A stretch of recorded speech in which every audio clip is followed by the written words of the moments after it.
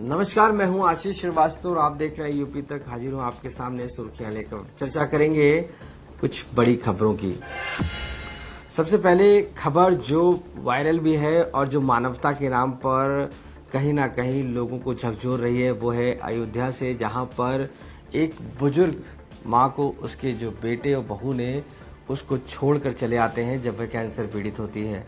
इस दौरान उसका सीसीटीवी भी आता है और इसको सोशल मीडिया पर भी लोग काफ़ी ज़्यादा कहते हैं कि किस तरीके से एक माँ को उसके बेटे जब वो बीमार है और छोड़कर चले आते हैं। इस पूरे मामले पर जब देश भर में सोशल मीडिया पर वायरल होता है, पुलिस भी एक्टिव होती है, क्योंकि दुकान के बाहर माँ को बेसुध छोड़कर चले आते हैं, जिसकी सुबह जब दुकानदार वो आता है देखता है कि वहाँ पर एक बुजुर्ग महिला है पड़ी हुई, उसको अस्पताल ले जाया जाता है लेकिन उसकी मौत हो जाती है। इस पूरे मामले पर पुलिस संज्ञान लेती है और आज उन दोनों को गिरफ्तार करती है, हिरासत में ले लिया जाता है और अब आगे की उसमें कार्रवाई की जा रही है, क्योंकि गोंडा का ये परिवार है और अयोध्या में अपनी मां को छोड़कर आता है। बताते हैं कि वो जो बहू और बेटे थे वो अपनी मां को, जो बुजुर्ग थी, उसको दुकान के बाहर रख कर चले आते हैं, फेंक आते हैं एक तरीके से। और अब 3 लोगों को गिरफ्तार कर लिया गया। इसमें पुलिस ने बहू समेत 3 लोगों को गिरफ्तार किया। आरोप है कि उन्हीं ने एक तरीके से उकसाया और वो ये सब चीज़ें उनके सामने हुई। सोचिए, आपकी माँ को फर्नीचर की दुकान के बाहर रख कर चले आना, कैंसर पीड़ित हो और उसकी मौत हो जाना।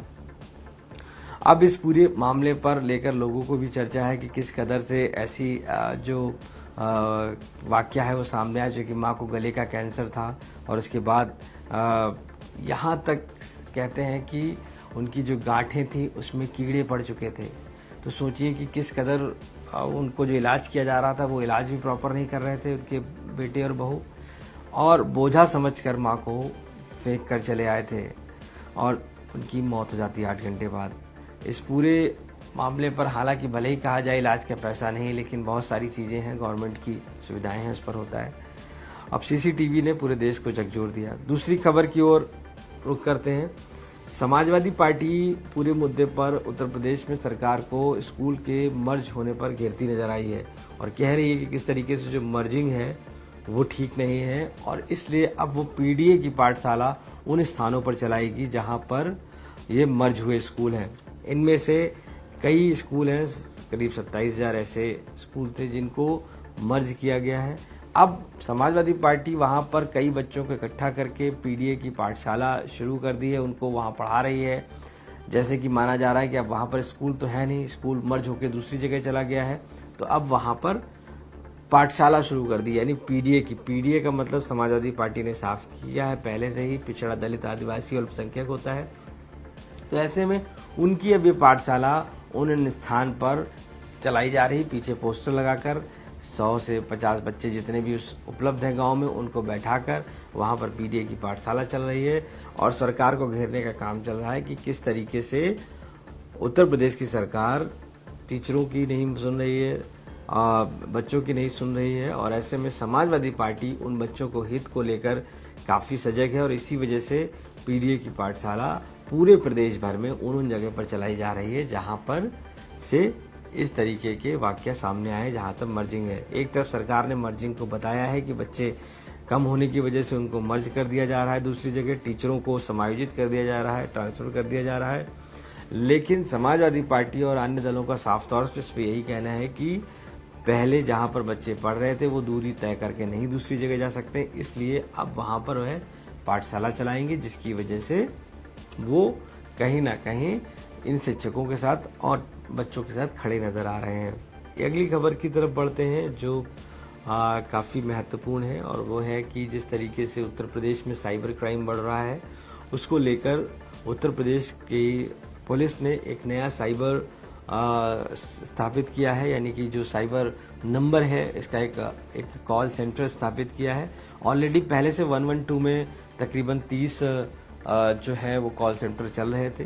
ऐसे में अब और एक कॉल सेंटर को स्थापित किया गया है, जिसमें ये लखनऊ की ही जो डीसीपी ईस्ट है ऑफिस, वहां पर इसको स्टैब्लिश किया गया है और उस कॉल सेंटर में साफ तौर से अब वो लोगों की सुनवाई होगी जो कॉल फ्रॉड जिनके साथ हो जाता है, जिनके साथ ऑनलाइन फ्रॉड हो जाता है, और साइबर क्राइम यानी कि साइबर के अपराध को कम करने के लिए किया गया है। और ये नंबर 24 घंटे चलेगा, जिसमें कि लोग साइबर की शिकायत कर सकते हैं। 1930 ये नंबर है और जिसको साइबर क्राइम हेल्पलाइन के तौर पर जारी किया गया है।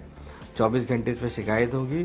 पहले भी 112 में चल रहा था और तकरीबन अब 30 सीटों का ये अलग बनाया गया है, जिससे कि और लोगों को इसकी सुविधा मिल सके। डीजीपी ने इसकी शुरुआत की थी और साइबर फ्रॉड पर कंट्रोल करने के लिए पुलिस की एक इनिशिएटिव है, जिसमें अब आगे ये भी किया जा रहा है कि बैंक के कर्मचारी, पुलिस और जो वकील हैं या उनसे संबंधित लोग कानून के, उनको रखा जाएगा, जिससे कि एक ही प्लेटफॉर्म पर साइबर फ्रॉड से जुड़ी हुई जो समस्याएं हैं वो दूर हो जा सकें, जिसमें कि चाहे वो बैंक का अकाउंट फ्रीज करना हो या बैंक में रुपए वापसी मिलने की बात हो या किसी तरीके के फ्रॉड हो जाने पर कैसे बैंक को सूचित करें, तो ये सारी चीजें एक ही जगह पर स्थापित की जाएंगी। तो ये कॉल सेंटर स्थापित कर दिया गया है लखनऊ में, जहां पे यूपी भर से कॉल आएंगी और 24 घंटे इन कॉलों का निस्तारीकरण किया जाएगा। तो ये कहीं ना कहीं जो महत्वपूर्ण खबरें हैं वो भी हैं। और चलते चलते छांगुर बाबा जिस तरीके से अभी ईडी की रिमांड में है और ईडी उनसे पूछताछ कर रही है, कई बार उन्होंने डिनाई किया है ईडी को और ये भी कहा है कि जिसकी सारी अकाउंट की जो जानकारी है वो कहीं ना कहीं नीतू नसरीन के पास है, जो अकाउंटेंट राइट हैंडलर है बाबा की। और इसकी बात कही है, बाबा की वकील ने एफिडेविट दिया है कोर्ट में और कहा है कि उनका स्वास्थ्य ठीक नहीं है। छांगुर मौलाना जो है वो अब इस समय पूरी तरीके से सरेंडर की पोजीशन में है और कह रहा है कि उसको कोई जानकारी नहीं है। हालांकि ईडी की कल रिमांड पूरी हो जाएगी तो बहुत कुछ क्लियर होगा कि आखिर कौन कौन लोग इसमें शामिल हैं और कौन कितनी की प्रॉपर्टी और एसेट्स छांगुर मौलाना ने बनाए हैं। तो ये सारी चीजें हैं आज की खबरें, यही सारी बहुत महत्वपूर्ण खबरें हैं जिनको हमने आपसे चर्चा किया। आप लगातार बने रहिए यूपी तक के साथ और देखते रहिए ऐसे ही सुर्खियां। हम लोगों ने देखा जब नेताजी का निधन हुआ तो एक शख्स जो एकदम फूट फूट कर रो रहा था वो आप थे। वो स्वाभाविक जज्बात थे। हो सकता है मैं इमोशनल ज्यादा हूँ, बस इतनी सी बात कह सकता हूँ। वो उस लेवल के हमारे उनके बीच की जो हो सकती है परिवार में वो तो है। आप इमोशनल थे या आपसे उनका स्नेह इतना था? नहीं, स्नेह तो मैंने कहा कि उनका स्नेह तो मेरे ही नहीं हर एक के साथ ना रहा है। स्वाभाविक है नेताजी का खालीपन रहेगा, लेकिन मुझे खुशी इस बात की आदरणीय राष्ट्रीय अध्यक्ष जी ने नेताजी की हर जिम्मेदारी को अपने ऊपर लेके